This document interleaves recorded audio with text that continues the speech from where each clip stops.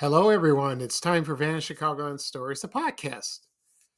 I'm your host, Pete Costanas. This is episode 253, season 11. Today's date is September 10th, 2023, and welcome to the show. On today's program, I'm going to talk about Restaurateur Mel Markon. He just passed away in June, which I just found that out about a few days ago, which I was shocked. So I'll talk about him and his restaurants, which he owned in the Chicagoland area. Also, I'll talk about something that I had when I was growing up, and these were they were these trading cards that were inside Wonder Bread in the 1970s. So I had some good memories of that, and I'll discuss that as well. Right now, the program will go into a commercial break. And this program is brought to you by Wrigley's Double Mint Gum. That's still around. So, and this commercial is from the 1980s, probably 85, 86, something like that. So sit back and relax, and I'll be back with the show. Thank you, everyone. Double skating, double decker, double stepping like in vaudeville days. A double daring duo. Take your breath away. What the single most favorite double in the world is. Double good, double mint gum. Double image, double duty. Double talking can be double fun. What the single most favorite double in the world is. Double good, double mint gum. Double your pleasure with Double Mint Gum. Double good, double fresh, double delicious. It's the single most favorite double in the world. Double over, double under, riding double, playing double.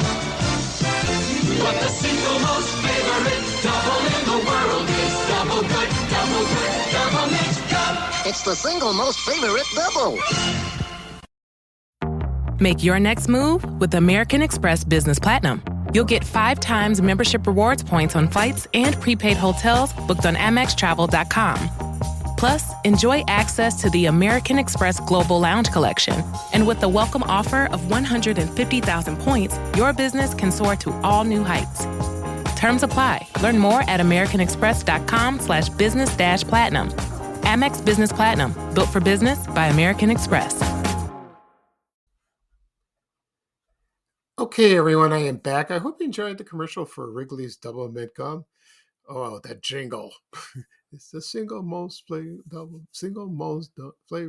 double mint gum. I think that's how it went. I forgot. But it's quite enjoyable. I remember watching this commercial in the 80s. They had it on TV all the time. And the product's still around. It was introduced in 1914 by the Wrigley Company in Chicago. Yeah, and they had a campaign featuring identical twins. Yeah, that was very well known, and I think they had more twins. Like mostly women. They portrayed that. And that was shown on TV, probably radio too, I imagine, like that. And so when you think about double mint gum, you think of the double mint twins. Yeah, like that. For me, I like double mint, but my favorite is spearmint. I like that gum and juicy fruit. So I'm not much of a gum chewer now. I used to chew gum all the time, especially bubble gum. maybe someday I'll talk about that on a later podcast episode of all the gums that I've chewed when I was a kid. That's an interesting topic. Maybe next episode, we'll see. How do you like that? I thought of an idea already. Okay. At the beginning of the program, I mentioned I'm going to talk about Mel Markon. He was a restaurant owner, and he owned a few restaurants in the Chicagoland area. And also talk about the trading cards that were inserted in Wonder Bread in the 1970s. And that's a lot of fun. And I found out there were other, I'll discuss which ones there were in there, quite a few. Before I get started, I want to mention two things. Number one, today is the 30th anniversary of the TV program, The X-Files. Premiered on Fox Network September 10th, 1993. That starred David Duchovny and Gillian Anderson, which she's from Chicago. She wasn't born. I think she was born in Chicago. Yeah, and then she moved to London. Then she came back to Grand Rapids, but I think she has roots here. But then I think she lives in London now. I think she went to school here. I'm not sure. Anyway, so when the show premiered, I did not watch it because I was working late, on Fridays. So I didn't have time. But I catched a glimpse of it. Then I saw a few episodes now and then. It was very good. And then when I got laid off from my job in 2007, I got interested again, fully. They started airing on the cable. One time it was on what was that channel? BBC network. And they had a marathon. So I sat down one day and watched like about 5 episodes. I got hooked. I got hooked on the show. And I loved that kind of programming. It was science fiction. They had a monster of the week, just like the other previous series in the 1970s, The Night Stalker, that starred Darren McGavin.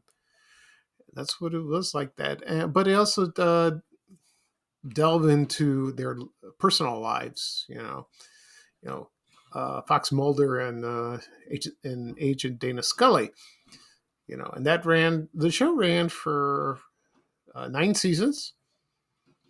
And David Duchovny left at the end of the 7th season, but he came back a few episodes, and the show ended in 2003. And then about a few years ago, I bought the show on Blu-ray, on DVD. And I have been watching the show now for the past month. I've been binge watching, and it's wonderful, all the way from the beginning. Right now I'm on season 8. I'm watching with David Duchovny's replacement, Robert Patrick, who plays John Doggett. I thought I didn't like it, but he's good. He's very good. I like him. He's well known for the Terminator movie. I never seen the movie, and he's excellent. He really is. And they just had a convention, I think somewhere in Philadelphia, somewhere this weekend, and most of the cast members were there. I don't know if the main cast, like David Duchovny or Gillian Anderson were there. I don't think they were. But I've seen pictures and quotes on X, Twitter. And it was a huge crowd, and people, they're X-File fans like that. So that's cool, like that. The show is creepy, sometimes scary, sometimes gross.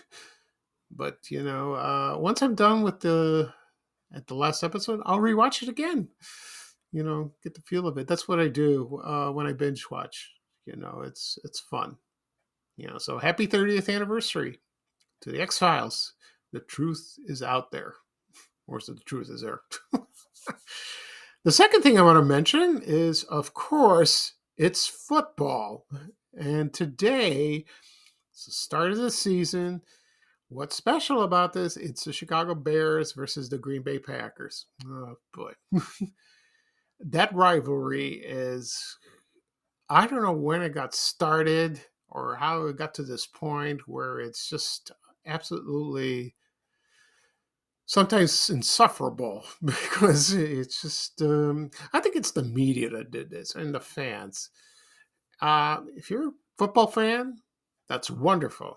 I'm glad you watch the game, have a good time with your friends, with your family. That's nice. But I see a lot on social media. Sometimes in real life, outside, I see people fighting and arguing. People calling names and swearing, and it's just even throwing things at each other. Oh, come on! I mean, we're adults here. That's enough with that. That's not going to stop. No, it's bad. It really is bad. Like that. Because I read an article one time that there was this couple. I think a woman was, I think she was for the Bears or the Green Bay or her husband, and it got to the point where the husband really got mad at her because Green Bay won, and he didn't accept it. Didn't accept it at all, and they got into an argument, and she took a vase and threw it at his head. and she apologized. She was crying. I go, I'm sorry, I did this. But the husband, being a man like that, refused her apology. So the next day, they separated, and they got divorced. I mean, come on. Over a football game, over a disagreement. That's stupid. That really is stupid. I mean, you got to respect each other. Okay, you got to respect their likes, their dislikes. Like with me, I like certain things that most people don't understand. For me, I'm not a football fan. I don't watch football, but I respect people if they like it. I just don't say anything. I just walk away. You know. A couple of times people ask me, why don't you watch it? I go, I don't like it. I'm not interested. And either they're speechless, or they say there's something wrong with you, which is not true. So what? What are you going to do? You can't fight it. So today it's going to be a little hard, because everyone has that on their minds, and they're excited. Well, that's great. They're excited. Okay. But I hope so. But the interest is there, for me. I want to know what's going on, if they're going to win or not. But it's the first game. Just relax. If the Bears lose, it's not the end of the world. There'll be others. Just be optimistic. Be positive. And don't get nervous. And, I don't need, for me, I don't need this unnecessary anxiety. It's bad for your health. Otherwise, watching sports and the football game is good for you. It's healthy. That's nice. But I don't know. I'm still confused. So this season will last till the Super Bowl, which is another story. It's not one of my favorite days. I don't want to get into that. Well, I'll tell you one quick story. One time I went to a party. I was invited to a Super Bowl party. I told him I don't want to go. I didn't want to go, but he wanted me to keep him company. His friend of mine. I go, all right, I went. So I did. There were about 30 people in a house, and nobody paid attention to me. And they're watching the game, which I understand. But it got so bad, I was alone. So I did. I left. And nobody noticed me for about an hour and a half until halftime came. And one person said, "Where's Pete?" And they looked around. He's gone. He's gone. So somebody called me on my cell phone and goes, "Where are you? Where'd you go?" I went home. I couldn't take it. Nobody cared. That's all right. It's fine with that. All right. Enough talking about this. So let's get started on the program. I'm going to talk about Mel Markon. He was a restaurateur in the Chicagoland area. He opened a few famous places. Let me give you a history about him quickly. Okay. Let's see. There was there was a delicatessen called the Purity Delicatessen that was located in Albany Park. There was a neighborhood in the northwest side of Chicago. And there was two locations. One was at Lawrence Avenue on the north side, and one was at Van Buren and Halsted Street at Greektown. One of the co-owners of that was the father of Mel Markon. He owned that delicatessen. And let's see. So, and then Mel's father and his former partner in the Purity Delicatessen, his name was Harry Eppel, they opened a delicatessen in the South Shore neighborhood on 71st Street. I don't know where exactly, probably around Jeffrey. And then they opened another. Oh, I'm sorry. Then Mel Markon's father opened another restaurant. It was called the Seaway. It was on 87th Street near Stony Island on the south side. And then in the mid 1960s, they opened Mel and his father opened Markon's restaurant at 91st and Jeffrey, and that's in the Pill Hill neighborhood, right? So, yeah, I remember in the 60s, I was on the school bus, when I went to Correas, when it was located on Stony Island. I think I saw that restaurant like that. And eventually that was changed to Rib Hill Restaurant. And I have a menu of that on my computer. I have it on my files. And a lot of people remembered that place. And they said the food was excellent. It really was. And then the first restaurant that Mel Markon opened was Lincoln Park West. Let me give you the address real quickly. That was located at 2150 North Lincoln Park West. I think that was the Webster Hotel, I believe. I'm not sure. So that he opened that at about 1973 or late 1973 or 1974. That's when he opened over there.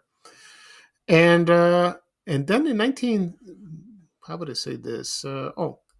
Then the second restaurant he opened on July 21st, 1976 was Xanadu. That was located at 6259 North Broadway. That was, I think, in the Edgewater neighborhood, not Rogers Park. And that was a restaurant. And then it became a disco. A lot of people remember that. That was disco back then. It was big like that. A lot of people remember the glasses, what's that called? Here we are. These Zana banana glasses. And it was like a glass shaped like a banana, You can still find those on eBay. If you have good luck with that. Those are rare. I wish I'd get a glass like that. That would be kind of cool. From what I understand from people, the food was excellent in those places, because Mel Markon was an excellent chef, Of course, he hired people like that. And let's see, what else? So they were lasted for a while.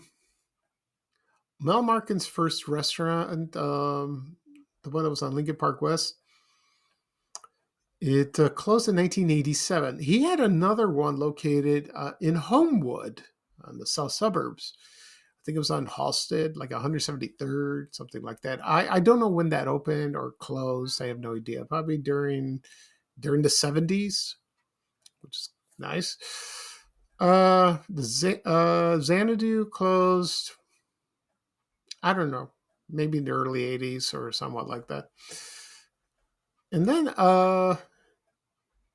then he just opened another restaurant in 1990, and it was called Dixie Q, and that was located on the north side at 2000 West Fullerton Avenue. I think that's like a Damon and what was that, Clybourne meet?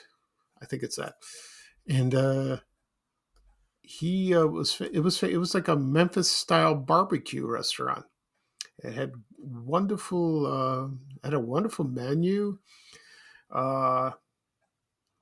Let's see what else. So he just let's see what else. He had some wonderful desserts like that as well.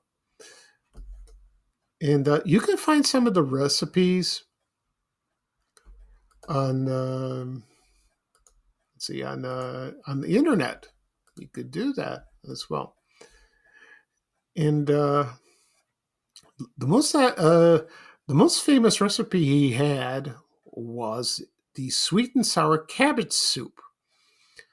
And that recipe you can find on the internet if you want to make that. That sounds good. I like cabbage, but yeah, I know it smells, but I don't know about that. Yeah, so I don't know when Dixie. Oh yeah, Dixie Q then closed in 2011. Well, when I get back to the Lincoln Park West, the reason they closed that restaurant is because of taxes. Some big scandal like that. I don't know if Mel Markon was involved. Maybe he was. I'm not sure. And then of course Dixie Q closed in 2011, like that, and then then he opened another restaurant, and this was called Bia for Mia. Yeah, but that was located in 1147 West Grand Avenue. Yeah, so I don't know when that closed. I don't know. Probably recently, maybe a couple years. Maybe the reason they did that was maybe Mel Markon was sick. Because I don't know. Because I haven't heard from him. I know he was on Facebook because I saw his name, and a lot of people made friends with him. Probably people who knew him, like family, friends, former co-workers, stuff like that. So, so when I found out he passed away, that was about a few days ago. So he died on June 24th of this year. Yeah, that's a shame. Like that. That's terrible. It really is, because he lives in the South Shore neighborhood. I think he went to South Shore High School. I think, I'm not sure, where I used to live when I was very little, like that. So my condolences to the family. So I don't know if his family will continue the restaurant business. I don't think so. Probably not. No. Well, I don't mean to laugh. I apologize. So that's a shame. It really is. And I found pictures of him.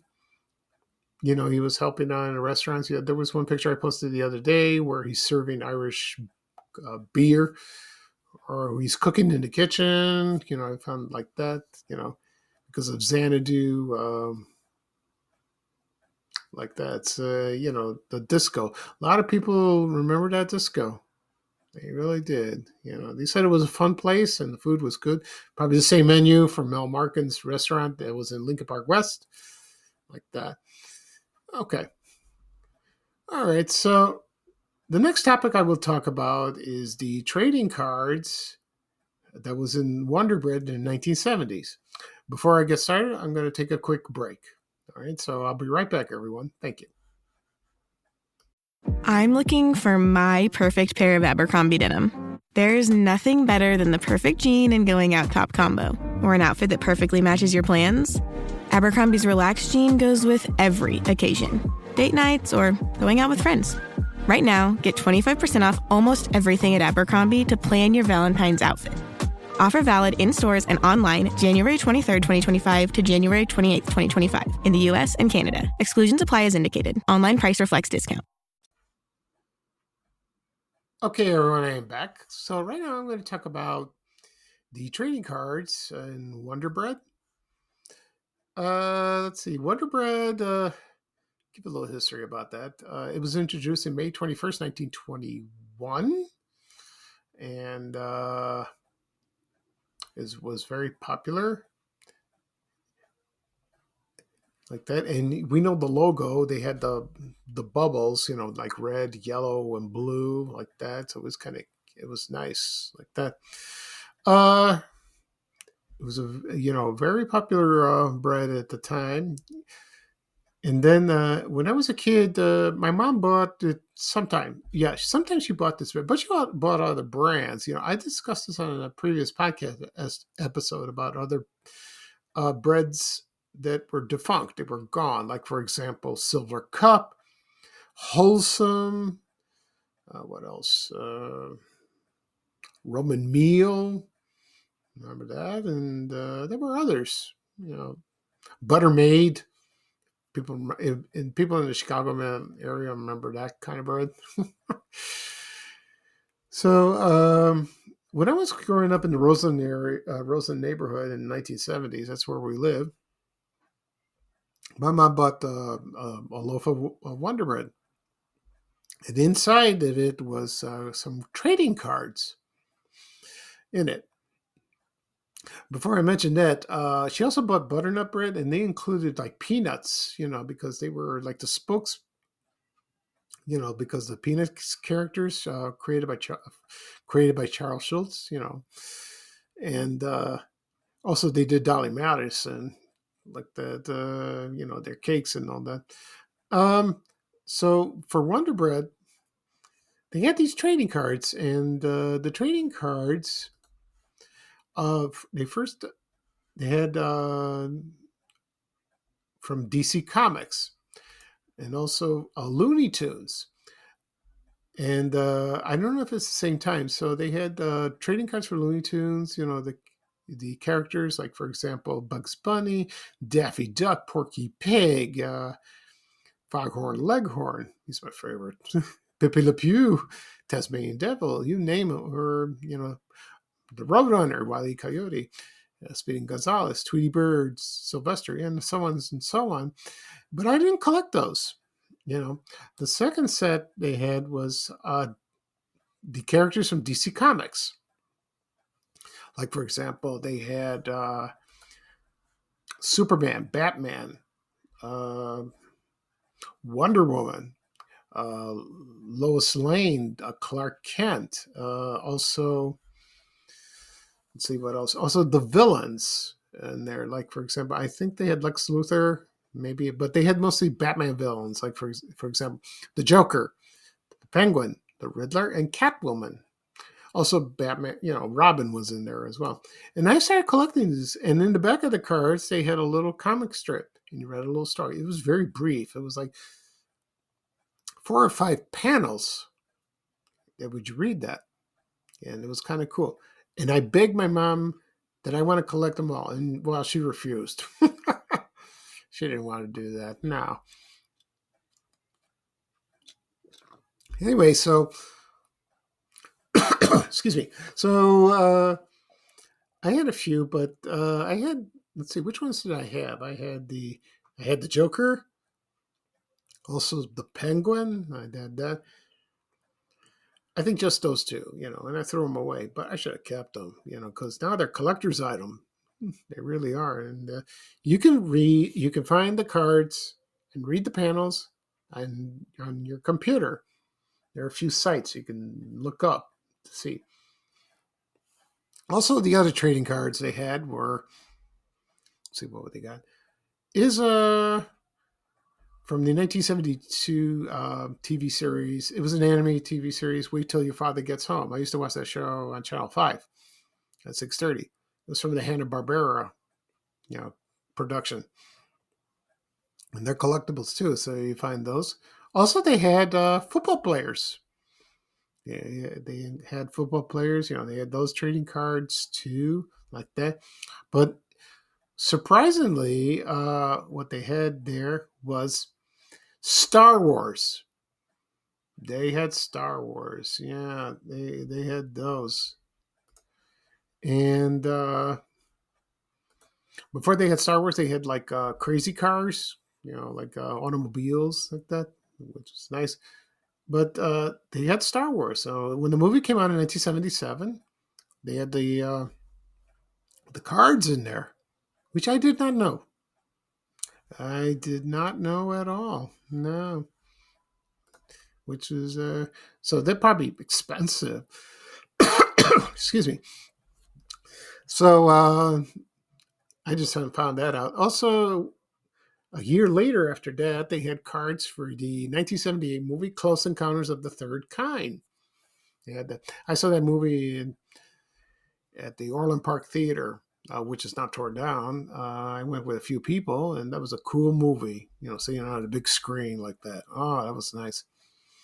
Also, they had baseball cards in there too, and as time went on, like that. But you can find these cards like say for eBay, like that, or and you could buy them multiple or like single. Like whatever's missing in your collection, you can buy those as well. So that was a great memory of that. And then as for Wonder Bread, they went out of business. They filed for bankruptcy in 2012, and they were like with Hostess. And I remember the news; it was like a big deal. So other companies bought it. The Hostess brand still around. Wonder Bread sort of came back, but I have not seen it. I don't know. I haven't seen it in stores. Not really. I haven't paid attention. My mother buys other types of breads, but I got a close eye. Maybe I'll pay attention when go to the bread section and see if Wonder Bread is still there. Also, remember the outlet stores, Wonder Bread and Hostess snack cakes and all that. Maybe I'll talk about that on a future podcast episode. The outlet stores, which was fun because I remember that smell of all the baked goods and all that. Yeah, that's kind of cool. Yeah, there was one near my house. I used to go all the time like that. All right, so before I sign off, I'm going to play a commercial for Wonder Bread. This is from 1974. And this is the famous commercial where it was two loaves of breads. It's animated, and they're talking, and they're called the Fresh Guys. I remember this commercial very well, and it's kind of cartoonish. So here is the Wonder Bread commercial from 1974, the Fresh Guys. So sit back and relax, and I'll be right back to finish the show. Thank you, everyone. Look who's here. The food editor. Wait till she hears our big news. Now we're guaranteed. It's a money-back guarantee. If you're not completely satisfied with the freshness of Wonder Bread, we'll refund your money. Now that is news. She didn't even squeeze him to see if he's fresh. Oh, that's smart. I spoke too soon. One squeeze still proves we're the Fresh Guys. Whoops. And now the Fresh Guys have a money-back guarantee. Whoopee!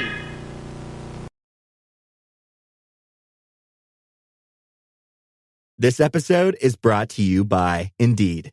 When your computer breaks, you don't wait for it to magically start working again. You fix the problem. So why wait to hire the people your company desperately needs? Use Indeed's sponsored jobs to hire top talent fast. And even better, you only pay for results. There's no need to wait. Speed up your hiring with a $75 sponsored job credit at Indeed.com/podcast. Terms and conditions apply. Okay, everyone, I'm back. I hope you enjoyed the commercial for Wonder Bread and the Fresh Guys. You can find those on YouTube if you do a search. I remember this very well. I really do. It's kind of cute like that. All right, so that's the end of the show. I'll do a recap of what I talk about. I discuss about the Restaurateur Mel Markon and his restaurants in the Chicagoland area. Also, the trading cards that were inserted in Wonder Bread in the 1970s.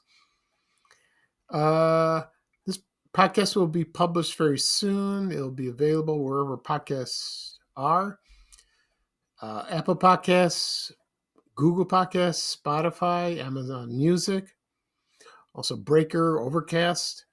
Also, it'll be on my blog, vanishchicagoland.blog. And please subscribe on the apps. You'll be notified for a new episode. Also on my YouTube channel, Fan Chicagoland Stories, the podcast. Please subscribe to that. You will be notified for a new episode. People have always asked me, where do I listen to your podcast? What's the easiest way? The easiest way is YouTube.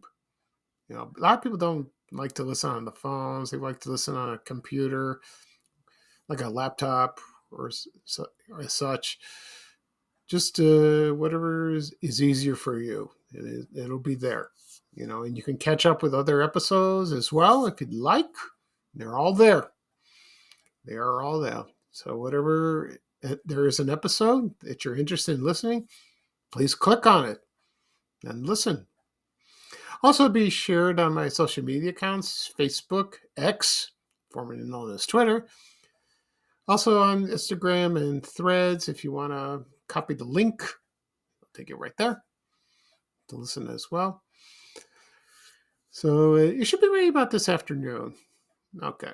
So this is Pika Stein, your host for Van Chicagoland Stories. Thank you for joining me. I had a wonderful time talking. Everyone have a good time watching the Bears versus the Packers today. I apologize before for kind of ranting about it, but it's not rant really. So everyone have a good time watching the game. Just have a good time. That's what's important. If you love something, just enjoy it. No matter what, just enjoy it. You know, we have one life to live. You know, life is short. I should know. Okay, so everyone have a great day, and bye-bye for me. And here's Ray Rayner with a little traveling music saying bye, bye, bye. Take care, everyone, and so long. We have to go. Bye, bye, bye.